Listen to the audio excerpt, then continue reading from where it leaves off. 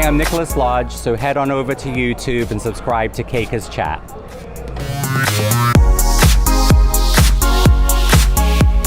Welcome to the SoFlo Cake and Candy Expo 2018. Let's get inside. Welcome, cakers, bakers, and sweet treat makers. This is Cakers Chat.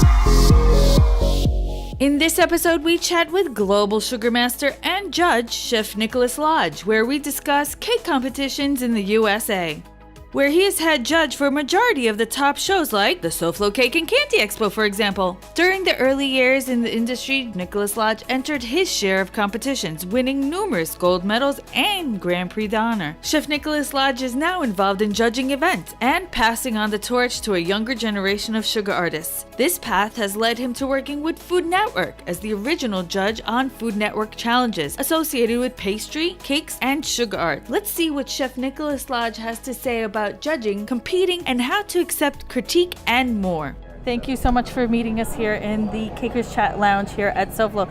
What brings you to SoFlo, as if we didn't know? Well, of course, judging. I'm head judge for the 4th year here, and so very exciting. We have a great competition set up for tomorrow, some new categories, so we're super excited, so yes. I can name so many shows that you have been a part of.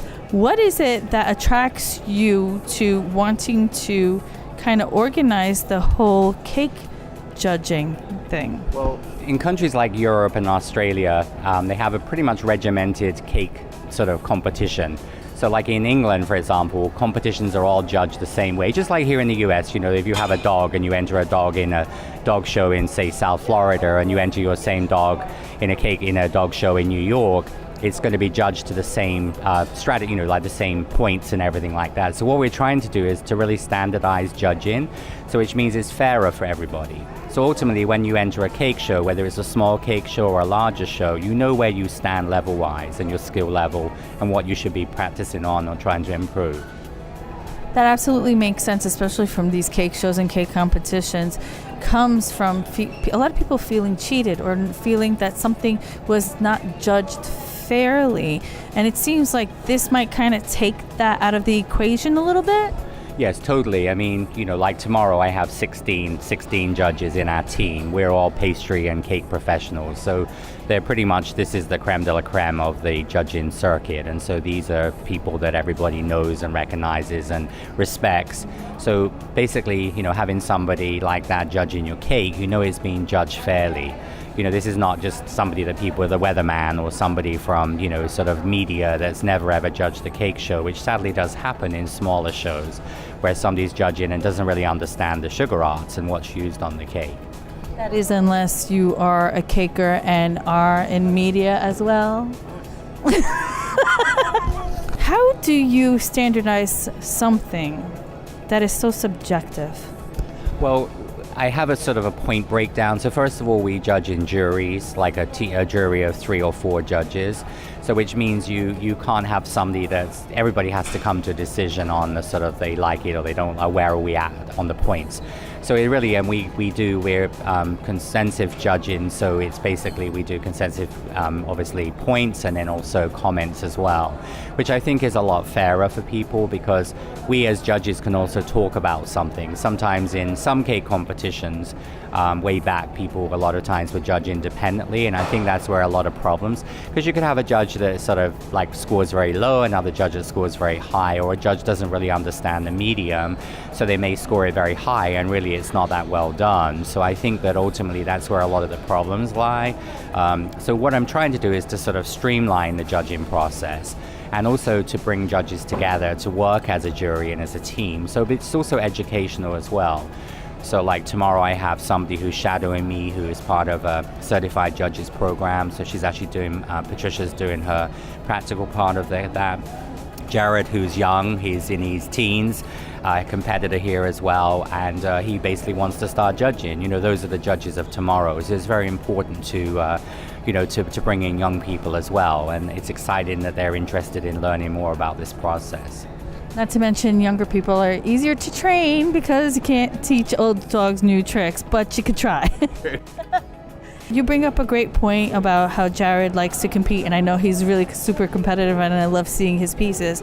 Once you become a certified judge, can you continue to compete? You can continue to compete as well as judge. I mean, some competitions we sort of, depending on the size of the competition, you might not be able to, because you might have to judge everything there, you know, in a smaller regional cake show. But generally, if a show like this, like if a competitors, actually there are two of our judges are actually entering. And so, you know, but they're obviously not going to be judging their pieces. So they will be, obviously they let me know what division they're entering, and then obviously I make sure they're not in that jury, judged by their peers, really, which is also a bit scary as well for them. So.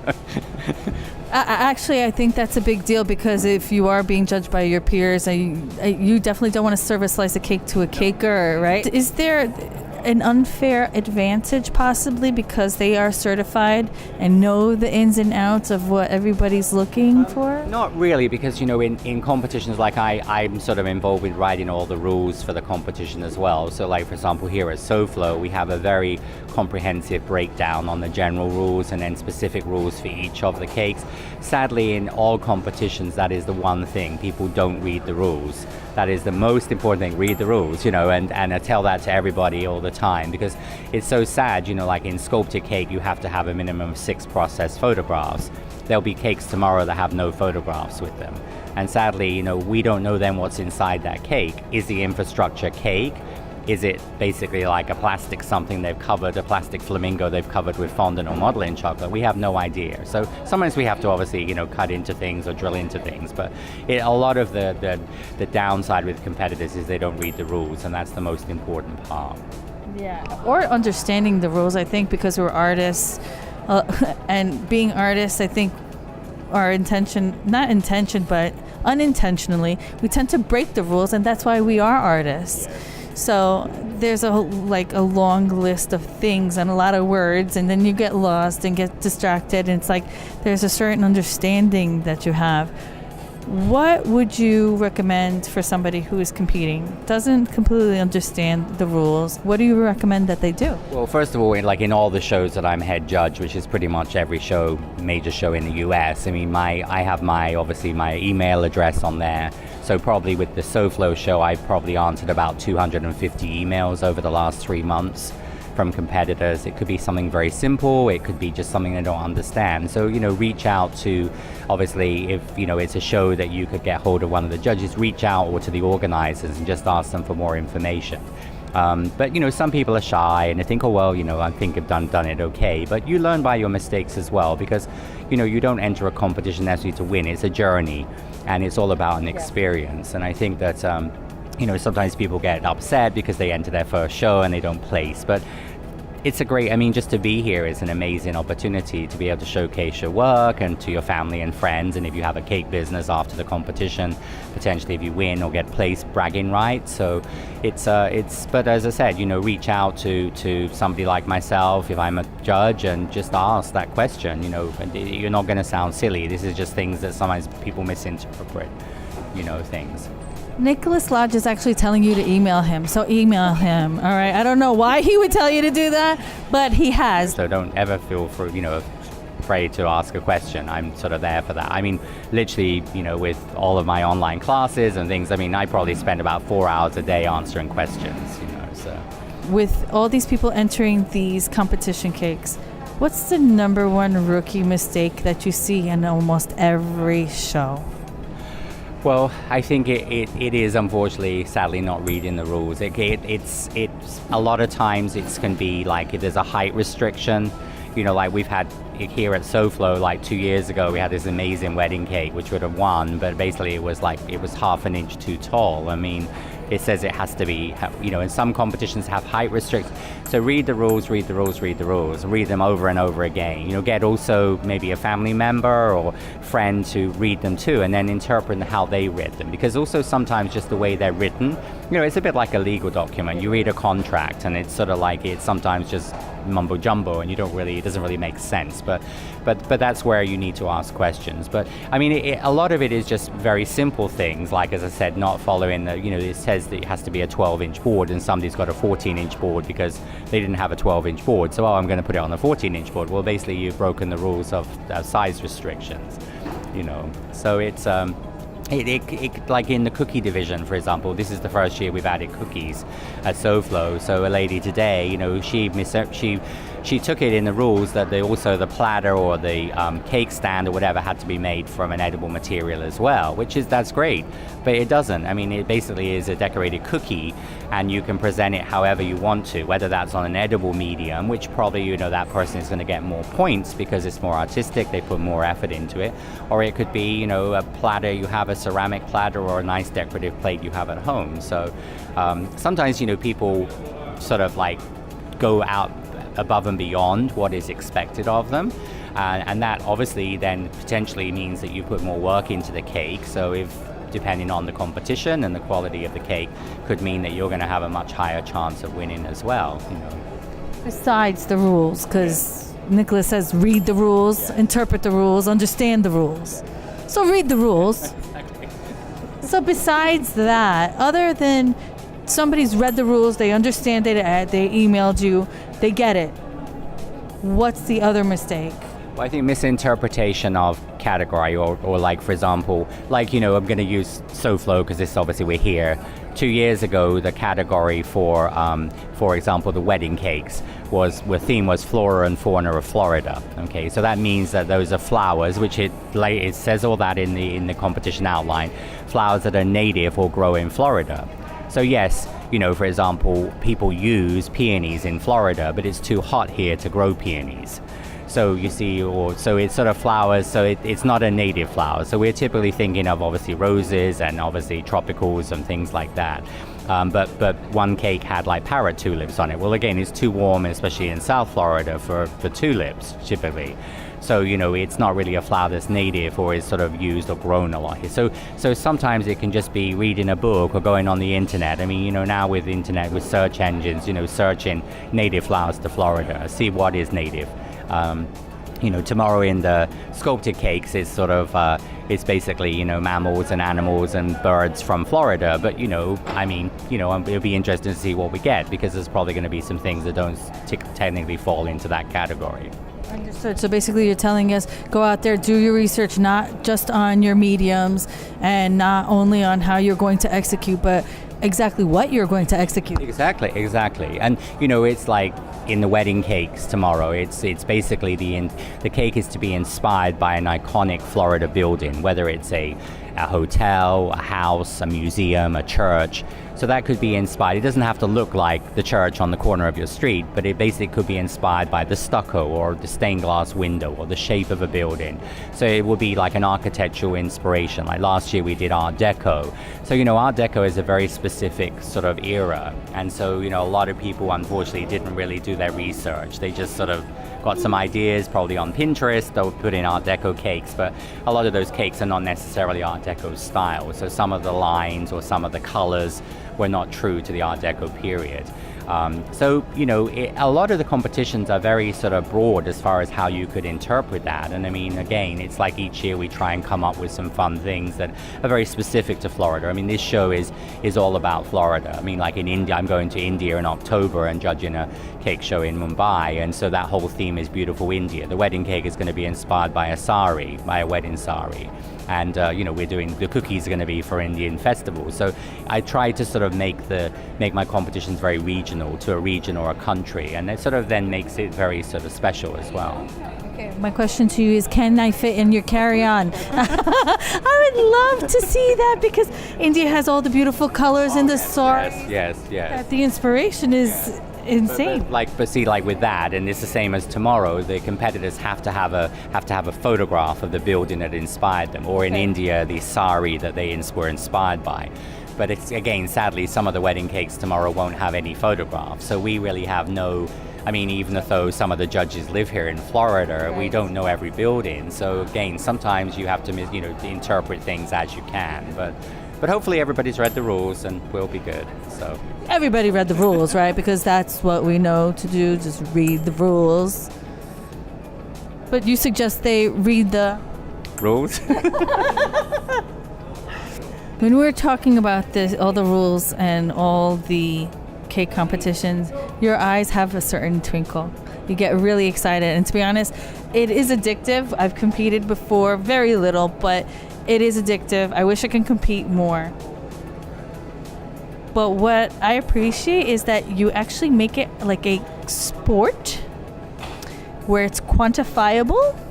It makes you feel like it's something that is fair. And then even in sport, things are questionable, whether the umpire calls an out or what have you. And that happens in judging as well. If somebody questions their score, what's your recommendation of how their reaction should be? How should they treat it? Being that this is a sport that we want to respect. Well, like on Sunday afternoon, like obviously as I explained in this particular competition and all the ones I judge, there's one judging sheet per jury. So each of the 4 judges will sign off their names so the competitor knows who judged their piece. And then obviously they will have the comments, which is the consensus comments and consensus points.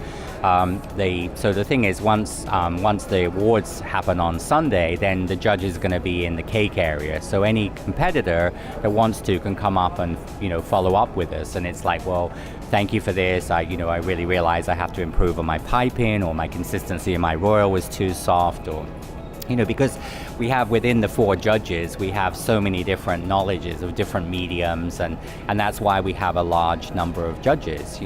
In some competitions I judge, we have 30 plus judges, because it's a bigger competition with more categories. We only have basically 4 categories, and we have 4 divisions: wedding cake, sculpted cake, non-cake, and cookies. And then we have semi-pro and professional.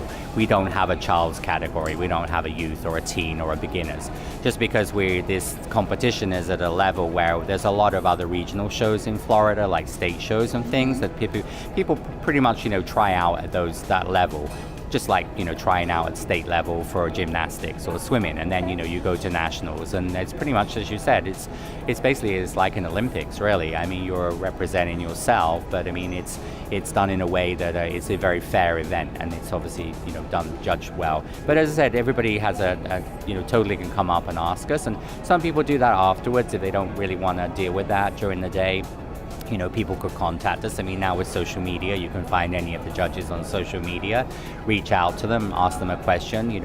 Was there a reason why I didn't get, say, 20 out of 20 for my cake covering? And you could say, well, there was some cracks in the fondant, or there were imperfections, or little air bubbles in there, or something like that. But we try and put as much information in the judging sheet as possible. And also, I always tell the judges, like in tomorrow's meeting, you have to always start off on a high with something very positive, because nobody wants to read a thing that's like, hated your color, hated this, hated that, it was really bad. You always want to have, positive and sort of like things that they can improve on. The whole process of judging and how entering a competition is to improve your skill set. And that's done by entering a competition, and then you learn from your mistakes, and then you hopefully practice those things, and next time, or if you don't feel comfortable using a particular medium, like say isomo, then don't do it. Use something that you're comfortable with. This was my number one concern when I heard that Chef Lodge was the head judge of this competition, and this competition, and this competition. I'm like, I don't understand. Why would I take my cake and compete at another show if the same judges are judging that piece? So how is it different? So if I compete here in SoFlo and then want to, let's say, compete again in Atlanta, very few of the judges would be the same. So obviously I'm head judge, so in my capacity as head judge, I was at the Austin Cake Show, I was in the San Diego Cake Show, obviously this show, Long Beach in California.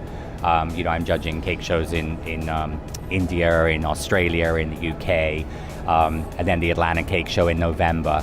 But our actual judges will vary a lot. Like there are some judges that only come to SoFlo, and so like for example Ted from Phoenix, Ted he's only ever judged with me at this show because he comes here to teach each year. So a lot of it is going to be based, like we have Michelle Smith from Australia, so she's visiting from Australia, so she is teaching a class here, so I invited her to be a judge so she can see how we do it over here in the US. That means that really every show is different. It's not like exactly the same judges. And plus, I never put people in the same jury. Like I keep, scrupulous notes. So like next year, the jury that, for example, jury A would be a totally different jury. So that means even if somebody next year is entering wedding cakes, they wouldn't have the same judges judging their cake. So. Thank you so much for sharing all that information about the judging, because that's something that actually we need to put out there and inform people, because a lot of times we get stuck in our heads and then we assume, and that's probably the most dangerous thing we could do. Ask questions, read the rules. Yeah, read the rules. Read the rules. Read the rules. Read the rules. Read the rules.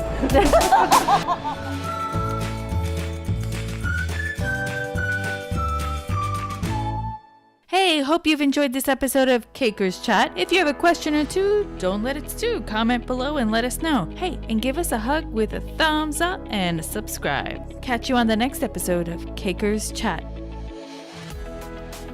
Hi, I'm Melanie. And I'm Natasha. And we're the hosts of SoFlo Cake and Candy Expo. The 2018 show was amazing. So grab your aprons, because 2019 is going to be fantastic. Head over to SoFloCakeandCandyExpo.com to sign up for our newsletter. And be the first to know about our classes and swag. And don't forget about all of our special guests. So grab your coffee and join me and me for Caker's Chat at SoFlo. Did you know Melanie and Natasha are offering you a special savings? That's right. Caker's Chat subscribers get 15% off general admission.